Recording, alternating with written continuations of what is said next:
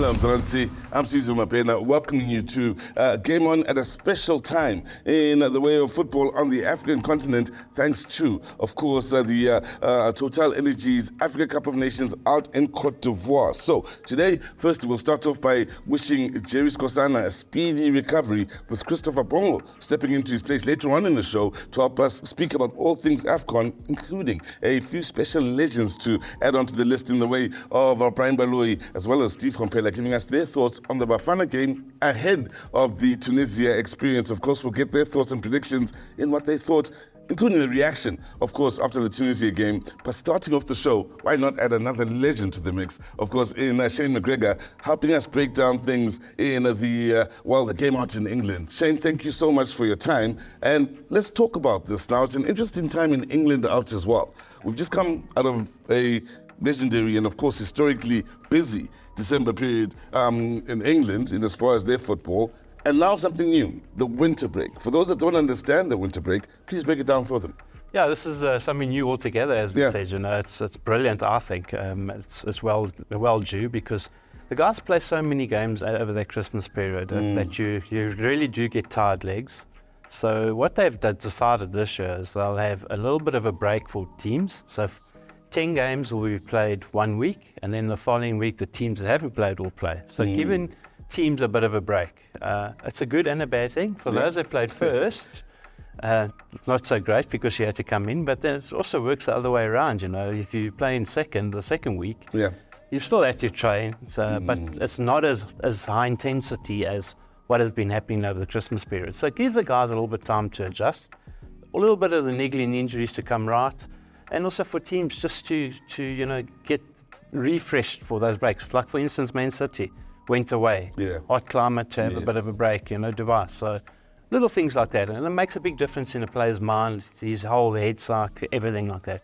And for teams that lost players to the international game in the way of the Asian Cup, as well as, let's say, the Africa Cup of Nations, guys like Liverpool, of course, they'll welcome this break. And speaking of the Africa Cup of Nations, one of the most highest profile players in England, possibly in the world, Mo Salah, sees his biggest fears, and maybe Jurgen Klopp's biggest fears, coming to light here, going off to go play in Cote d'Ivoire, picking up an injury, and his agent coming out saying his recovery time will be about 28 or so days, meaning he's out of the Afcon, but also this may hurt Liverpool somewhat, yeah? Well, he's not 100% out of Afcon. I know what players are like, and I know what agents are like. They always make it bigger than what it should be. Sure. I know all about that. So what they try and do is they try and give you 28 days, but he could be ready before then. Mo's biggest thing is he's never won the Afcon, and that's one of the prizes he wants to win. He's won big prizes all over the world in world football, and that's one of the few that he hasn't won. He's trying to get ready in case Egypt get to the final, and he can be ready for that. And they're working hard on him on a daily basis. They obviously do what they have to do. I mean, for Liverpool, it's also a blow, but they were trying to want to get him back ready anyway. The sooner the better. So it's a bit of a difficult one, but I know Mo Salah has come out and said he wants to try and be there in case they get to the final, so he can be part of it and hopefully win the Afcon. Of course, in the very near future, they'll be talking about the FA Cup and looking at the FA Cup out in England. But let's look at the league when it resumes and some of the fixtures that will be coming up. Arsenal, always an interesting talking point of late and in recent times, currently third on the log behind City, same number of points as City, but most importantly, 5 behind Liverpool. Yeah, and the big thing about them is that break came at a good time for them, because they were going through a bad patch. The break changed, they got a good couple of goals in the next game, which was brilliant for them. So that came at a good time for them. There's some teams that didn't come, other teams that did. Arsenal are one of those teams, they're going to be there at the end of the season no matter what. I think what we're seeing now, the top 3 teams are going to be the top 3 teams come the end of the season. In what order, I'm not 100% sure, but that'll be it. Liverpool have been lucky, got away with the injuries, got away with certain things, players gone. But, Arsenal haven't had many players gain, so it's been a good time for them.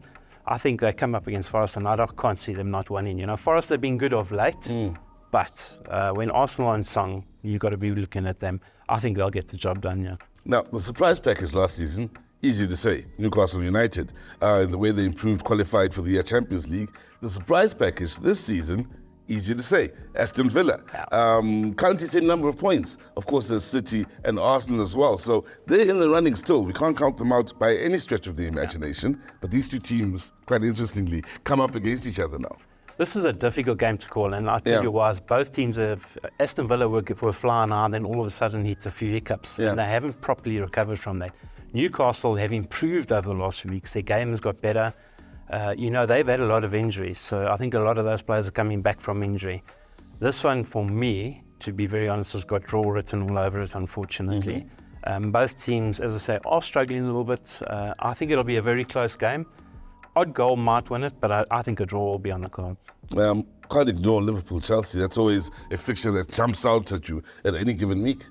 And that'll be a cup final down the road as well. So, Liverpool have surprised me. I'll be very honest. Even as a Liverpool supporter, they surprised me about getting the results. Chelsea, we never know. You don't know on the day which Chelsea team are going to arrive. They can pitch, beat Liverpool 3-0, but they can also be there and get up 3-4-0. So it's one of those teams that are very unpredictable. A very close game, but I think Liverpool have got their backs up, and I think they'll get something out of this against Chelsea. Everybody's saying De Bruyne's back. And City's back. They're up against Burnley, their home City. And the worst part about everything, Haaland's on his way back as well. So you must know, people are looking and saying, City will win it. They are 5 points behind Liverpool, but they got the game in hand. They still got to win that game in hand. But with Haaland coming back, you've got De Bruyne. They're going to win this one as well. They're going to push very hard for this title. It's not over yet. It's a long way to go. As I said, the first three teams that you see now, I think those will be fighting for top position at the end of the year. Of course, we can't ignore this. One of the biggest sides in the world, of course. Manchester United, without Onana, was grabbing headlines out in Cote d'Ivoire for maybe not the right reasons. Their away to Wolves. And traditionally, Wolves at times have given United a good run for their money. Yeah? Wolves are one of their bogey teams. Sure. They always seem to struggle against Wolves. Yeah. Man United, you can't say they're a big team at this stage with the way they're playing. This break has come at a good time. Hopefully, they'll change things around. I don't know what Man United team are going to be out there, who's going to be flying, who's not going to be. Onana might be a good thing that he's not there for them. I do think Wolves will get something out of this game against United. All right, so that's what's happening out in England, of course, and thank you so much, Shane, for your views and educating us on the winter break as well. Something new out in England, and something not so new happening out in Cote d'Ivoire is, of course, the Africa Cup of Nations. What a tournament thus far. It's kept the heads coming, and on the other side of this, Christopher Bongo joins me, and we break down what's been happening in Cote d'Ivoire with a few special guests as well.